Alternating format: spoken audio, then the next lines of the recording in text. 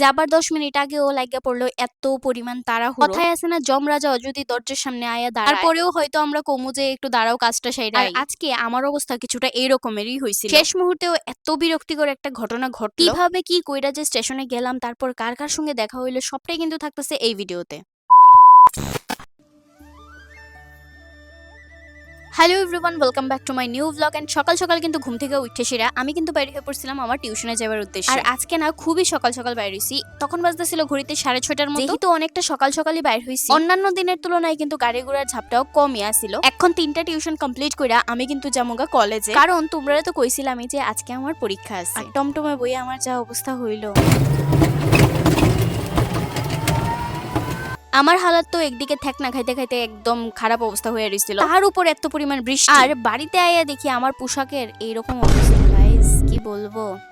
A few moments later. বিকেলবেলা কিন্তু আরেকটা টিউশন করাই আইছি। আর আজকে 9:30টায় ট্রেন আমার। সন্ধ্যাবেলা বাড়িতে আইয়া কিন্তু খুবই তাড়াহুড়ো করে স্নান দান সেরে নিলাম। তখন ঘড়িতে বাজছিল প্রায় 7:30টার মতো। তারপরে আমি আমার কাজগুলি কমপ্লিট করলাম, আমার মাইকগুলিরে চার্জে বসাই দিলাম। হঠাৎ করে আমার মনে পড়ে, আরে আমি তো ব্যাগই গুছাইছি না। এখন আর কি খুবই তাড়াহুড়ো করে সবগুলি কাজ করতে লাগবো, কিছু তো করার নাই। ভাগ্য ভালো যে গতদিন আমি যা যা লাগবো সবগুলি কিন্তু এক জায়গায় গুছাই রাখছি। আমার মতো এমন আলস্য কে কে আসো কমেন্ট করে একটা জানাইবা তো, যে সব সময় এই আলসামের কারণে লেট করে। ব্যাগ গুছাতে গুছাতেই হ্যাঁ আমারে ফোন করলো যে হ্যাঁ নাকি যাইবো একটু বাজারে। তারপরে আবার আমারও হঠাৎ করে মনে হইলো যে আরে আমরা তো সানগ্লাসই কিনছি না। আমার কাছে অলরেডি একটা আছে, বাট ওর কাছে যে আছে ও জানে কি করছে আমি জানি না। তারপর আর কি কথা মতো গেলাম বটতলা বাজারে, কারণ টাইমের তো অনেক শর্টেজ আছে। আর আমি এদিকে চয়েস করে পাইতেছিলাম না, ফাইনালও করতে পারতেছিলাম না যে কোনটা লম। যাই হোক কোনো রকম সবকিছু গুছাইয়া বাড়ি যাবার উদ্দেশ্যে কিন্তু রওনা দিলাম। Few moments later.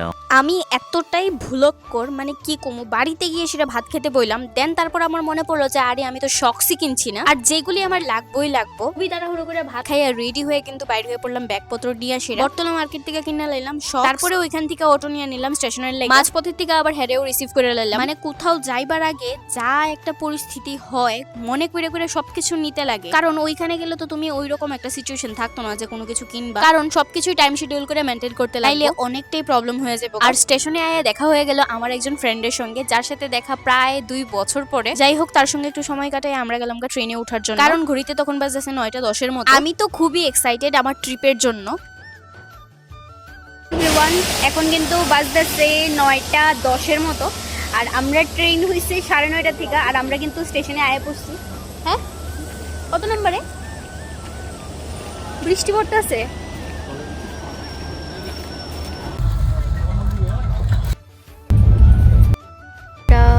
ট্রেনের মধ্যে বসে লিচু খাচ্ছি আর আমাদের জার্নি এনজয় করছি।